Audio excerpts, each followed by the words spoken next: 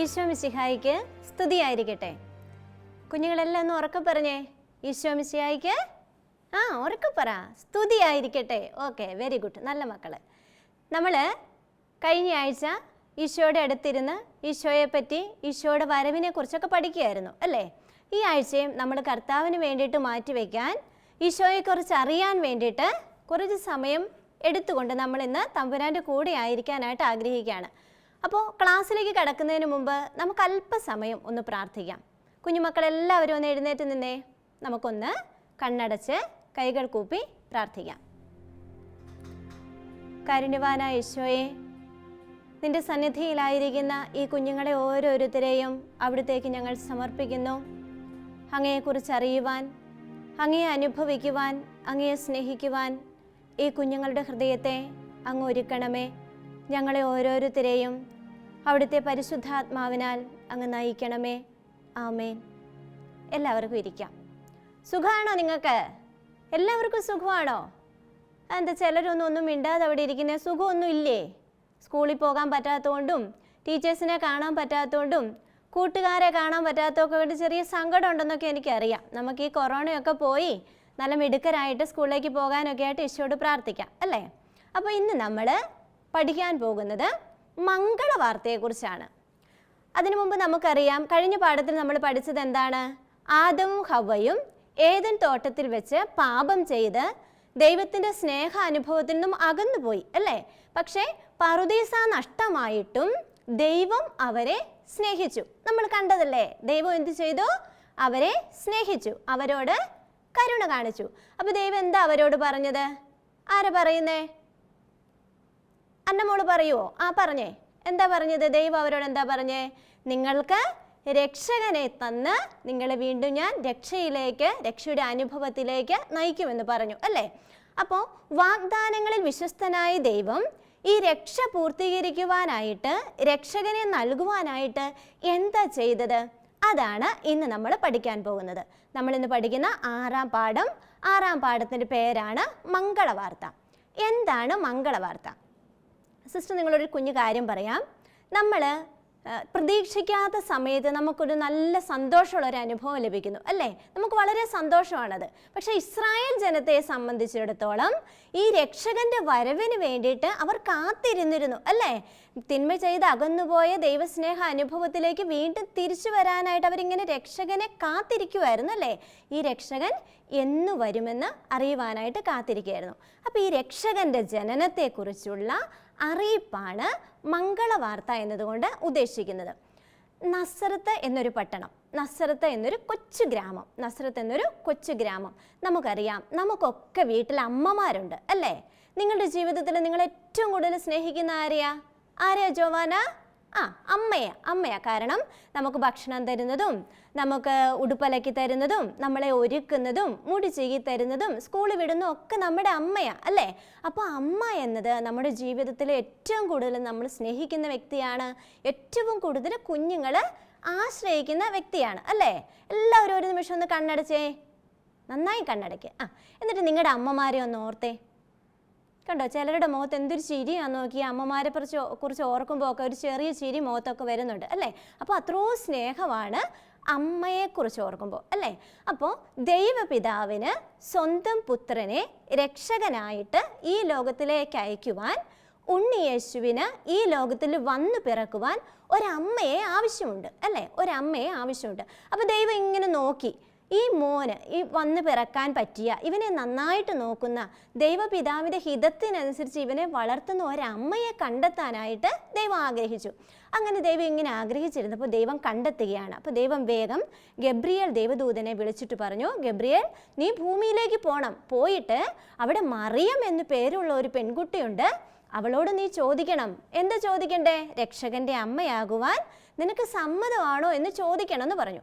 അപ്പോൾ ദേവദൂതൻ പറഞ്ഞു, ഞാൻ പോകാമെന്ന് പറഞ്ഞ് ദേവദൂതൻ നസ്രത്തിലേക്ക് വരികയാണ്.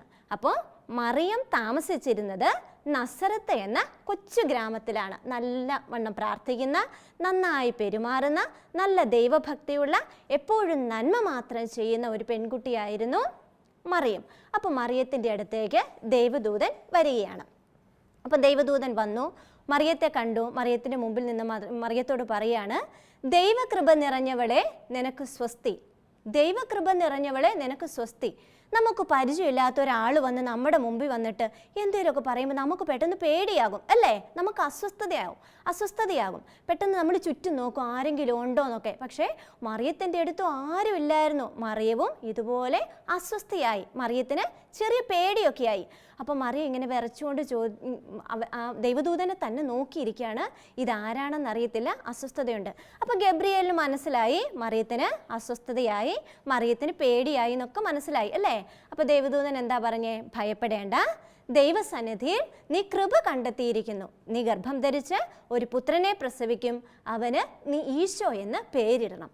മറിയത്തിനൊന്നും മനസ്സിലായില്ല അല്ലേ? മറിയത്തിനൊന്നും മനസ്സിലായില്ല. പക്ഷേ പിതാവായ ദൈവത്തിൻ്റെ പദ്ധതി നിങ്ങളൊന്ന് ഓർത്തു നോക്കിക്കേ. തൻ്റെ പുത്രനെ ലോകത്തിലേക്ക് അയക്കുവാൻ മുൻകൂട്ടി ഒരു നല്ല അമ്മയെ കണ്ടുപിടിക്കുകയാണ്. കുഞ്ഞിനിടേണ്ട പേര് പോലും ഈ അമ്മയോട് പറഞ്ഞു കൊടുക്കുകയാണ്, ഈ മറിയത്തോട് പറഞ്ഞു കൊടുക്കുകയാണ് അല്ലേ? നമ്മുടെ ഒക്കെ വീട്ടിൽ കുഞ്ഞുവാവ ഉണ്ടാവാൻ വേണ്ടിയിട്ട് നമ്മൾ കാത്തിരിക്കും അല്ലേ? നമ്മുടെ അമ്മയ്ക്കോ ആൻറ്റിക്കോ അങ്കിളിനോ ഒക്കെ ഒരു കുഞ്ഞുവാവ ഉണ്ടാവാൻ നമ്മൾ കാത്തിരുന്ന ഈ കുഞ്ഞുവാവ ഉണ്ടാകുന്നതിന് മുമ്പ് തന്നെ നമ്മൾ അത് കൊച്ചിനിടേണ്ട പേരൊക്കെ കരുതി വയ്ക്കും എന്ന് പറഞ്ഞ പോലെ ദൈവവും ദൈവപുത്രന് ഇടാനൊക്കെ പേര് വരെ പറഞ്ഞു കൊടുക്കുകയാണ്. എന്ത് പേരിടണം? യേശു എന്ന് പേരിടണമെന്ന് വരെ പറഞ്ഞു കൊടുക്കുകയാണ്. മറിയത്തിനൊന്നും മനസ്സിലായില്ല. നമുക്കും പെട്ടെന്ന് ഒരാൾ വന്ന്, പരിചയമില്ലാത്ത ഒരാൾ വന്ന് എന്തെങ്കിലും പറഞ്ഞാൽ നമുക്ക് മനസ്സിലാവുമൊന്നുമില്ല അല്ലേ? നമ്മൾ ഒന്നെങ്കിൽ അമ്മയോട് ചോദിക്കും, ഇല്ല പപ്പയോട് ചോദിക്കും, ഇല്ല മുതിർന്ന ആരേലോടും ചോദിക്കും. ഈ പെൺകുട്ടിയാണെങ്കിൽ യൗസേപ്പ് എന്ന ഒരു പുരുഷനുമായിട്ട് കല്യാണം വരെ നിശ്ചയിച്ചിരുന്ന പെണ്ണാ മറിയം. ആ മറിയത്തോട് വന്നിട്ടാണ് നീ ദൈവകൃപ കണ്ടെത്തിയിരിക്കുന്നു, നീ ഗർഭം ധരിച്ച് പുത്രനെ പ്രസവിക്കുന്നൊക്കെ ദൈവദൂതൻ പറയുന്നത്. ഇവൾക്ക് ആകെ അസ്വസ്ഥതയായി, ആർക്കും മനസ്സിലാക്കാൻ പറ്റുന്ന കാര്യമൊന്നുമല്ല. എന്നിട്ടും മറിയം ഇങ്ങനെ ദൈവദൂതൻ്റെ വാക്കുകൾക്ക് മുമ്പിൽ ഒന്നും മിണ്ടാതെ സമ്മതഭാവത്തോടെ ആദ്യം നിൽക്കുകയാണ്. അപ്പോൾ ദൂതൻ പറഞ്ഞു കൊടുത്തു, എന്താണ്? നീ പേടിക്കൊന്നും വേണ്ട, ദൈവം നിന്നിൽ പ്രസാദിച്ചിരിക്കുന്നു, നീ ഗർഭം ധരിച്ച് രക്ഷകനെ പ്രസവിക്കും, ഈ രക്ഷകനെ സ്വീകരിക്കാൻ നീ ഒരുക്കമാണോ എന്ന് ചോദിക്കുകയാണ് ഗബ്രിയേൽ ദൂതൻ. അപ്പം മറിയം എന്താ പറഞ്ഞത്? ഇതാ കർത്താവിൻ്റെ ദാസി, നിന്റെ വാക്ക് എന്നിൽ നിറവേറട്ടെ. എല്ലാവരും ഒന്ന് ഉറക്കെ പറഞ്ഞേ, ഇതാ കർത്താവിൻ്റെ ദാസി. അതാരോ ഒരാൾ മിണ്ടാതിരിക്കുന്നേ? മിടുക്കനല്ലേ? പറഞ്ഞോ, ഉറക്കെ പറ. ഇതാ കർത്താവിൻ്റെ ദാസി, നിന്റെ വാക്ക് എന്നിൽ നിറവേറട്ടെ. വെരി ഗുഡ്, നിങ്ങൾ നല്ല കുഞ്ഞുങ്ങളാ കേട്ടോ, ഉറക്കെ പറഞ്ഞു. ഓക്കെ. അപ്പോൾ ഇതാ കർത്താവിൻ്റെ ദാസി എന്ന് പറഞ്ഞുകൊണ്ട് രക്ഷകനെ ഈ ലോകത്തിലേക്ക് സ്വീകരിക്കാൻ മറിയം തൻ്റെ ഹൃദയത്തിൽ, തൻ്റെ മനസ്സിൽ, തൻ്റെ ജീവിതത്തിൽ ദൈവത്തിന് സമ്മതം കൊടുക്കുകയാണ്. അങ്ങനെ ദൈവത്തിന് സമ്മതം കൊടുത്തു. അപ്പോൾ മറിയത്തിന് രക്ഷകനായ ദൈവം ഈ ലോകത്തിലേക്ക് നിന്നിലൂടെ പിറക്കുമെന്ന് ലഭിച്ച സന്ദേശത്തെയാണ് മംഗളവാർത്ത എന്ന് പറയുന്നത്. ഒന്നെല്ലാവരും പറഞ്ഞേ, രക്ഷകൻ മറിയത്തിൻ്റെ മകനായി ഈ ഭൂമിയിൽ വന്നു പിറക്കുമെന്ന് ലഭിച്ച സന്ദേശമാണ് മംഗളവാർത്ത. എല്ലാവർക്കും മനസ്സിലായില്ലേ എന്താണ് മംഗളവാർത്ത എന്ന്? ഇപ്പം നമ്മൾ പഠിച്ചത് എന്താണ്? മറിയം താമസിച്ചിരുന്ന സ്ഥലത്തിൻ്റെ പേരെന്താണ്? നസറത്ത് എന്ന ഗ്രാമത്തിൽ. ഏത് പെൺകുട്ടിയുടെ അടുത്തേക്കാണ് ദൈവദൂതൻ വന്നത്? മറിയത്തിൻ്റെ അടുത്തേക്ക്. ഇനി മറിയത്തിൻ്റെ അടുത്ത് വന്ന ദൈവദൂതൻ്റെ പേരെന്താണ്? ഗബ്രിയേൽ. നിങ്ങൾ വളരെ മിടുക്കരാണ്, നന്നായിട്ട് ക്ലാസ്സിൽ ശ്രദ്ധിച്ചിരിക്കുന്നുണ്ട്. അതുകൊണ്ടാണ് ഇങ്ങനെ പെടപെടാന്ന് നിങ്ങൾ പെട്ടെന്ന് ഉത്തരം പറയുന്നത്. അപ്പോൾ പിന്നെ മറിയം പറഞ്ഞ മറുപടി എന്താണ് ദൈവദൂതനോട്? ഇതാ കർത്താവിൻ്റെ ദാസി, നിന്റെ വാക്ക് എന്നിൽ നിറവേറട്ടെ. Okay, very good. അപ്പോൾ നമുക്ക് ആ മറിയത്തിൻ്റെ അടുത്ത് ദൈവദൂതൻ വന്ന ഒരു ചെറിയ വീഡിയോ നമുക്കൊന്ന് കാണാം. ലോകരക്ഷിതാവായ യേശു ക്രിസ്തു എങ്ങനെയാണ് ജനിച്ചത് എന്നതാണ് ഈ കഥ. ഈ കഥ നസറേത്ത് എന്നൊരു സ്ഥലത്താണ് ആരംഭിക്കുന്നത്. നസറേത്ത് ബഹളങ്ങളില്ലാത്ത ഒരു നിശബ്ദമായ പട്ടണമായിരുന്നു. അവിടെയുള്ള പലരും കർഷകരും ആട്ടിടയന്മാരുമായിരുന്നു. ഈ പട്ടണത്തിൽ മറിയ എന്നൊരു ചെറുപ്പക്കാരി താമസിച്ചിരുന്നു. അവൾ അനുസരണയും ദൈവഭക്തിയുമുള്ളവളായിരുന്നു. അവൾ വയലിൽ മാതാപിതാക്കളെ സഹായിച്ച് വീട്ടുജോലിയും ചെയ്തിരുന്നു. അവൾ എല്ലാവരോടും ദയയോടെ പെരുമാറി അവരെ സഹായിച്ചു. എല്ലാവർക്കും അവളെ ഇഷ്ടമായിരുന്നു. മറിയ നല്ലവനും സത്യസന്ധനുമായ യോസേഫ് എന്നൊരാളെ വിവാഹം കഴിക്കുവാൻ നിശ്ചയിക്കപ്പെട്ടിരുന്നു. മറിയയുടെ വിവാഹ നിശ്ചയത്തിന് ചില ദിവസങ്ങൾക്ക് മുമ്പ് ഒരു അതിഥിയെത്തി. അദ്ദേഹം ഒരു വിശേഷപ്പെട്ട അതിഥിയായിരുന്നു. സ്വർഗത്തിൽ നിന്നും ദൈവം പറഞ്ഞയച്ച ഒരു ദേവദൂതൻ. പരിശുദ്ധനായ ഗബ്രിയേൽ ദൈവദൂതൻ അവൾക്ക് മുന്നിൽ പ്രത്യക്ഷനായി അവളെ ഉറക്കത്തിൽ നിന്നുണർത്തി. അവൾ കണ്ണുകൾ തുറന്നു നോക്കിയപ്പോൾ ജനാലയ്ക്കടുത്ത് വെളുത്ത നിറത്തിലുള്ള ഒരു പ്രകാശം ഒഴുകുന്നത് കണ്ടു. തൂവെള്ള നിറത്തിലുള്ള വസ്ത്രങ്ങൾ അണിഞ്ഞ് തിളങ്ങുന്ന വെള്ളിച്ചിറകുകളുമായി ഒരാൾ. ആദ്യം അതൊരു സ്വപ്നമാണെന്ന് അവൾ വിചാരിച്ചു. പിന്നീട് ദൈവദൂതന്റെ ശബ്ദം കേട്ടപ്പോൾ അവൾക്കതൊരു സ്വപ്നമല്ലെന്ന് മനസ്സിലായി. മറിയേ, നീ ഭയപ്പെടേണ്ടതില്ല. ഞാൻ ഗബ്രിയേൽ ദൂതനാണ്. ദൈവമാണ് എന്നെ ഇവിടേക്ക് അയച്ചത്. ദൈവം നിന്നെ സ്നേഹിക്കുന്നു. ഒരു പ്രധാനപ്പെട്ട ദൗത്യം നിറവേറ്റാൻ ദൈവം നിന്നെ തിരഞ്ഞെടുത്തിരിക്കുന്നു. നിന്റെ ദയാശീലമുള്ള മനസ്സും പരിശുദ്ധമായ ഹൃദയവും ദൈവത്തിന് വളരെ വിലമതിപ്പുള്ളതാണ്. നീ ഭാഗ്യവതിയാണ്. ഈ വിശേഷപ്പെട്ട ദൗത്യത്തിന് ദൈവം എല്ലാവരിൽ നിന്നും നിന്നെയാണ് തിരഞ്ഞെടുത്തത്. എനിക്ക് പേടിയില്ല. ദൈവം തന്റെ ദൗത്യം നിറവേറ്റുവാനായി എന്നെ തിരഞ്ഞെടുത്തതിൽ സന്തോഷിക്കുന്നു. ദൈവത്തിനായി എന്തെങ്കിലും ചെയ്യാനായത് എന്റെ ഭാഗ്യമാണ്. നീ അനുഗ്രഹിക്കപ്പെട്ടവളാണ് മറിയേ. ദൈവം നിന്നിൽ പ്രസന്നനായിരിക്കുന്നു. നീ താമസിയാതെ ഒരു മകനെ പ്രസവിക്കും. അവനൊരു മഹാനായ രാജാവാകും. എല്ലാ ജനങ്ങളും അവനെ സ്നേഹിക്കും. അവൻ ദൈവപുത്രൻ എന്നറിയപ്പെടും. ഈ സന്തോഷ വാർത്ത അറിയിക്കാനാണ് ഞാൻ വന്നത് മറിയേ. ഗബ്രിയേൽ പറഞ്ഞത് കേട്ട് മറിയ ഞെട്ടിവിറച്ചു. എന്നാലും അവൾ ശാന്തതയോടെ ഇരുന്ന് ഗബ്രിയേലിന് പറയാനുള്ളതെല്ലാം ശ്രദ്ധാപൂർവം കേട്ടു. പിന്നീട് അവൾ ഗബ്രിയേലിനോട് ചോദിച്ചു, ഞാൻ എങ്ങനെ ഗർഭം ധരിക്കും? ഇനിയും ഞാൻ വിവാഹം കഴിച്ചിട്ടില്ല. ഭയപ്പെടാതിരിക്കൂ മറിയേ. ദൈവത്തിന്റെ പരിശുദ്ധാത്മാവ് നിന്നിൽ പ്രവർത്തിക്കും. നിനക്കൊരു മകൻ നൽകപ്പെടുന്നതാണ്. അവൻ ദൈവപുത്രൻ എന്നറിയപ്പെടും. അവൻ ജനങ്ങൾക്ക് വേണ്ടി അത്ഭുതങ്ങൾ പ്രവർത്തിക്കും. അവൻ യഹൂദന്മാരുടെ രാജാവ് എന്നറിയപ്പെടും. അവൻ മനുഷ്യരാശിയെ രക്ഷയിലേക്ക് നയിക്കും. ദൈവം എന്നിലൂടെ അത്ഭുതങ്ങൾ പ്രവർത്തിക്കുന്നതിൽ എനിക്ക് നന്ദിയുണ്ട്. ദൈവഹിതം എന്നിലൂടെ നടക്കാൻ പോകുന്നതിൽ ഞാൻ സന്തോഷിക്കുന്നു. ദൈവം എന്നും നിന്നോടൊത്തുണ്ട് മറിയേ. നീ അനുഗ്രഹിക്കപ്പെട്ടിരിക്കുന്നു. സമാധാനമായിരിക്കും. നിങ്ങൾ കണ്ടല്ലോ അല്ലേ? മറിയത്തിൻ്റെ അടുത്ത് ദൈവദൂതൻ വരുന്നതും സന്ദേശം അറിയിക്കുന്നതും ഒക്കെ നിങ്ങൾ കണ്ടു. എല്ലാവർക്കും ഇഷ്ടമായില്ലേ? നല്ല മാലാഖ നല്ല മറിയത്തിൻ്റെ അടുത്ത് വന്ന് പറയുന്നു. മറിയം വിധേയത്വത്തോടെ മുട്ടുകുത്തി നിന്ന് അത് സ്വീകരിക്കുന്നു, മറുപടി പറയുന്നു അല്ലേ? അപ്പോൾ ഈ മാലാഖ മറിയത്തെ അറിയിച്ച ഈ സന്ദേശം, ഈ മറിയത്തോട് പറഞ്ഞ ഈ വാക്കുകളൊക്കെ നമ്മൾ എല്ലാ ദിവസവും പ്രാർത്ഥിക്കുന്നുണ്ട് അല്ലേ? അതേത് പ്രാർത്ഥനയാണെന്ന് നിങ്ങൾക്ക് പറയാവോ? മാലാഖ ദൈവത്തോട് പറഞ്ഞ ഏത് പ്രാർത്ഥനയാണെന്ന് നമുക്കൊന്ന് നോക്കാം.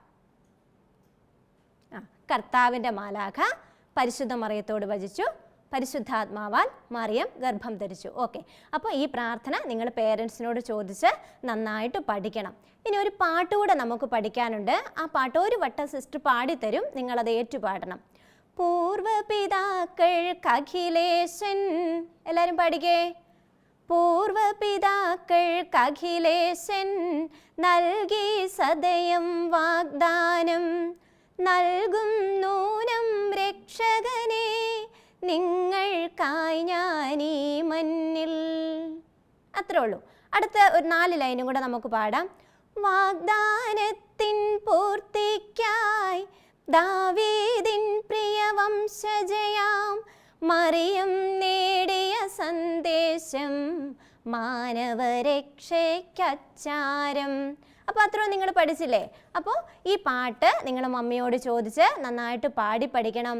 പിന്നെയുള്ളത് മറിയം ദൈവദൂതനോട് പറഞ്ഞ വാക്കുകൾ നിങ്ങൾ പൂരിപ്പിക്കണം. നിങ്ങളുടെ പുസ്തകത്തിനകത്തൊരു വർക്കുണ്ട്, അത് നിങ്ങൾ പൂരിപ്പിക്കണം. വീണ്ടും നമുക്കൊരു വരയ്ക്കാം യോജിപ്പിക്കാം. നമ്മുടെ സ്കൂളിലൊക്കെ മാച്ച് ദ ഫോളോയിങ് ചെയ്യാറുണ്ട്. അതുപോലെ മാച്ച് ദ ഫോളോയിങ് എന്ന് പറഞ്ഞിട്ട് ഇവിടെ തന്നെ വരയ്ക്കാൻ യോജിപ്പിക്കുക എന്ന് പറഞ്ഞ് കിടപ്പുണ്ട്. മറിയത്തിന് നേരെ എന്താണ് വരയ്ക്കേണ്ടത്, മാലാഖയ്ക്ക് നേരെ എന്താണ് വരയ്ക്കേണ്ടത്, യൗസേപ്പിന് നേരെ എന്താണ് വരയ്ക്കേണ്ടതെന്ന് നിങ്ങൾ കണ്ടെത്തി അത് വരച്ച് അതിൻ്റെ വീഡിയോ എടുത്ത് ടീച്ചേഴ്സിന് നിങ്ങൾ അയച്ചു കൊടുക്കണം. വീണ്ടും നമുക്കൊരു വലയങ്ങളിലെ അക്ഷരങ്ങൾ കൂട്ടിവെച്ച് പൂരിപ്പിക്കാനുണ്ട്. അപ്പോൾ ആദ്യത്തെ ഒരു വാക്കിലൊരു വലയത്തിലൊരു അക്ഷരം ഇട്ടിട്ടുണ്ട്, രണ്ടാമത്തെ വാക്കിൽ വലയത്തിലൊരു അക്ഷരമുണ്ട്. അതെല്ലാം കൂടെ കൂട്ടിവെച്ച് നിങ്ങൾ അത് ചെയ്ത് അയച്ചു തരണം. ഓക്കെ, അപ്പോൾ നമുക്ക് ദൈവത്തിൻ്റെ വാക്കുകൾ അനുസരിച്ച് മറിയം രക്ഷകനെ ലോകത്തിന് പ്രദാനം ചെയ്താൻ സമ്മതം മൂളിയതുപോലെ നമ്മുടെ അനുദിന ജീവിതത്തിൽ നമുക്ക് മംഗളവാർത്തയുമായിട്ട് വരുന്നത് ദൈവത്തിൻ്റെ ഹിതം തിരിച്ചറിയാൻ നമ്മുടെ അടുത്ത് വരുന്ന നമ്മുടെ മാതാപിതാക്കളും ഗുരുഭൂതരും കൂട്ടുകാരും മുതിർന്നവരും ഒക്കെയാണ്. അപ്പോൾ നമ്മുടെ ജീവിതത്തിൽ അവരുടെ വാക്കുകൾ നമുക്ക് സ്വീകരിക്കാം, വിധേയപ്പെട്ട് ജീവിക്കാം. കുഞ്ഞു കുഞ്ഞു കാര്യങ്ങൾ അനുസരിക്കുമ്പോൾ വലിയ വലിയ കാര്യങ്ങൾ അനുസരിക്കാനായിട്ട് ദൈവം നമുക്ക് അനുഗ്രഹം തരും. അപ്പോൾ നിങ്ങളെല്ലാം നല്ല മിടുക്കരായിട്ടിരുന്നു. അപ്പോൾ നമുക്കൊന്ന് എഴുന്നേറ്റ് നിൽക്കാം. ഒന്ന് എഴുന്നേറ്റ് നിന്ന് നമുക്ക് നല്ല ദൈവത്തിന് നന്ദി പറയാം. കണ്ണുകളടയ്ക്കാം. കാരുണ്യവാനായ ഈശോയെ, ഈ നിമിഷം അങ്ങയുടെ കൂടെയായിരിക്കുവാൻ ഞങ്ങളെ അനുവദിച്ചതിന് ഞങ്ങൾ നന്ദി പറയുന്നു. ഞങ്ങളുടെ ജീവിതത്തിലെ കുഞ്ഞു കുഞ്ഞു കാര്യങ്ങൾ അനുസരിക്കുവാൻ, ഈശോയുടെ ഹിതം ഞങ്ങളുടെ ജീവിതത്തിൽ ഓരോ നിമിഷവും നിറവേറ്റുവാൻ അങ്ങ് ഞങ്ങളെ സഹായിക്കണമേ. ഞങ്ങളുടെ ബുദ്ധിയെ പ്രകാശിപ്പിക്കണമേ. നിത്യം പിതാവും പുത്രനും പരിശുദ്ധാത്മാവുമായ സർവേശ്വര എന്നേക്കും ആമേൻ. ഈശോ മിശിഹായിക്ക് സ്തുതിയായിരിക്കട്ടെ. ഒന്ന് ഉറക്കെ പറഞ്ഞേ, ഈശോ മിശിഹായിക്ക് സ്തുതിയായിരിക്കട്ടെ. അടുത്ത ക്ലാസ്സിൽ കണ്ടെത്തുന്നവരെ എല്ലാവർക്കും നല്ല ദിവസങ്ങൾ ആശംസിക്കുന്നു. കൈകൾ തട്ടി തട്ടി യേശുവിനായി പാടാം, കുഞ്ഞിക്കാലുകൾ തുള്ളി തുള്ളി യേശുവിന്റെ